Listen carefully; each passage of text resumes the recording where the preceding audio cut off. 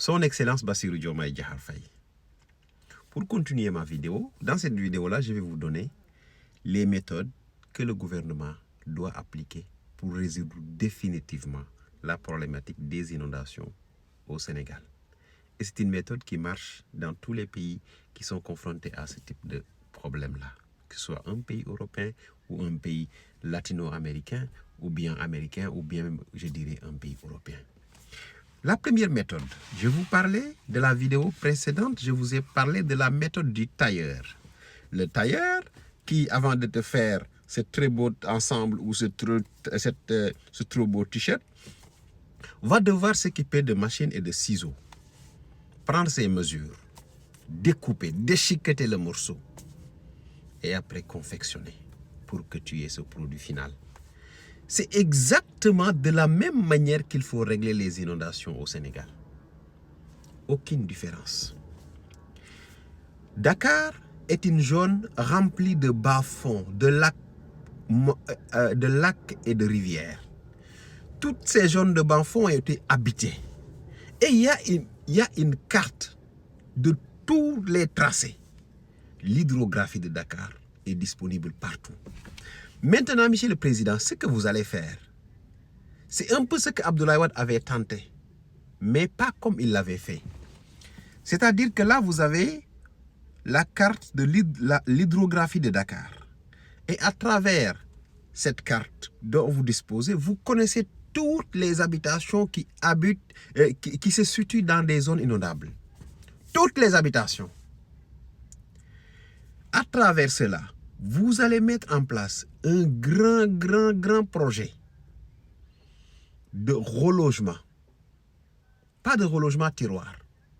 Vous allez les déplacer et les reloger ou bien recasement. On connaît plus de recasement. Vous les mettez là-bas. Toutes les personnes qui habitent dans les bas-fonds. Pour les lacs et les rivières, vous les transformez, vous les redynamisez. C'est-à-dire, vous allez déplacer les populations, vous allez détruire leurs maisons, vous allez réaménager, draguer le lac et laisser l'eau revivre, prendre sa place. Et ce lac-là, vous n'allez pas faire des lacs qui vont se jeter en mer pour rien.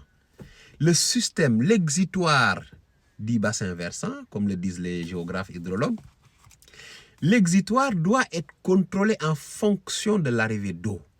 Ce qui fait qu'à un moment donné, quand vous avez un excédent d'eau à Dakar, vous ouvrez les vannes, l'eau part en mer. Et autour de ces lacs que vous allez redynamiser, vous allez draguer, les premières 50 mètres doivent être une zone arborée. Écoutez-moi très bien ce que j'ai dit. Une zone arborée. Pourquoi une zone arborée autour de ce lac après l'avoir dragué et qui servira de réservoir d'eau d'inondation? Parce que quand vous draguez le lac, tous les caniveaux des villes, des communes limitrophes vont se déverser sur ce lac-là. Maintenant, sur les premières 50 mètres, vous allez mettre 50 ou 100 mètres, vous allez mettre une zone boisée.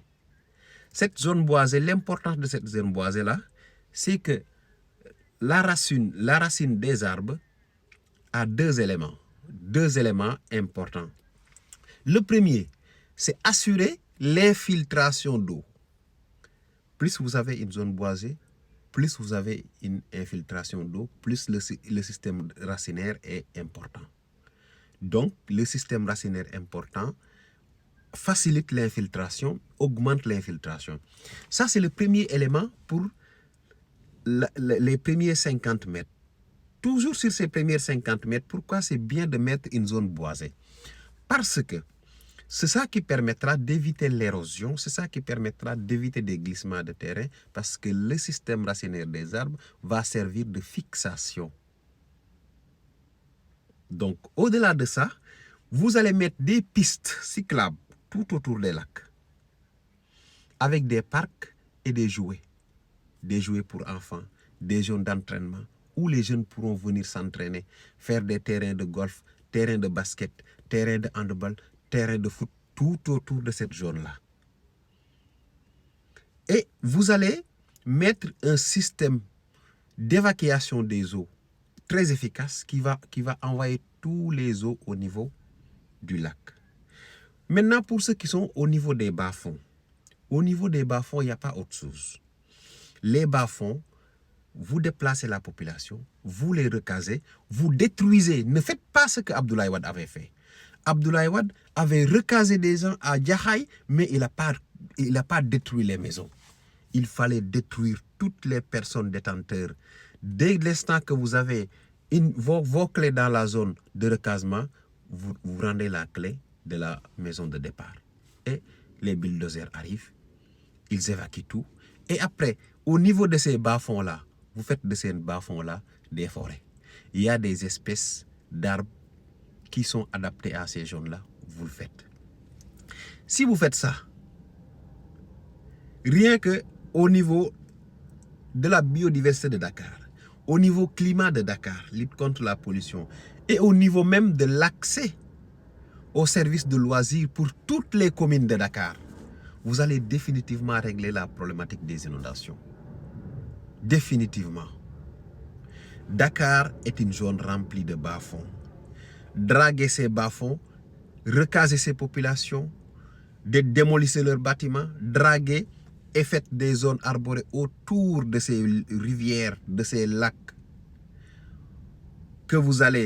qui seront réalimentés par l'eau de pluie.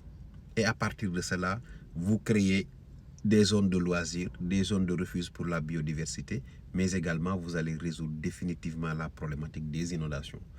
Et c'est très simple. C'est très simple.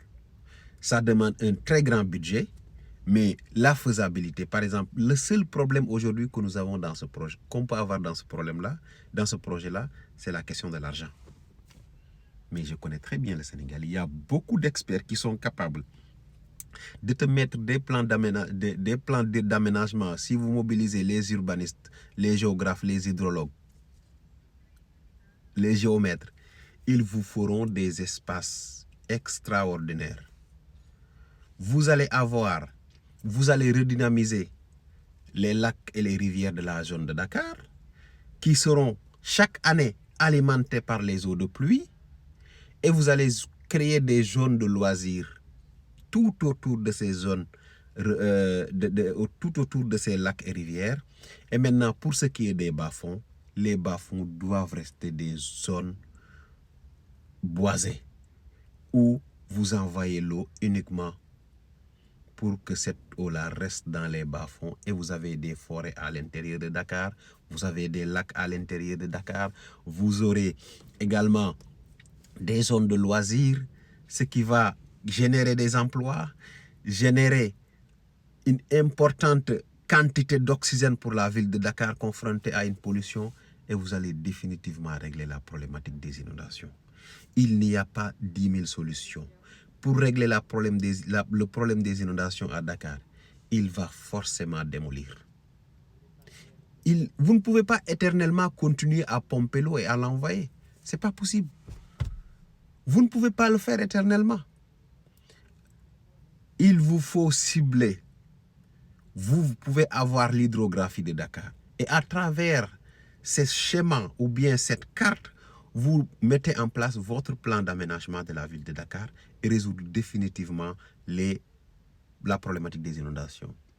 Parce que la gestion des inondations dépend de comment les gens occupent aujourd'hui les zones inondables. Si vous sortez les gens des zones inondables, vous mettez un système d'aspiration de l'eau, d'infiltration d'eau efficace, un système d'évacuation d'eau contrôlé, vous aurez à Dakar des températures qui vont chuter grâce à la multiplication de la verdure. Vous aurez beaucoup d'espèces de mammifères et de poissons qui vont revenir dans ces lacs et rivières.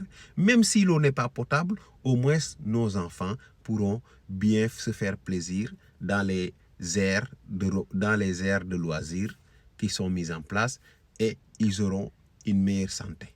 Donc c'est ça, moi, ce que je vois comme stratégie pour gérer le problème des inondations. C'est bien d'aller rendre visite aux gens, mais monsieur le président, ce n'est pas suffisant. La problématique des inondations est beaucoup plus importante, beaucoup plus sérieuse que ça.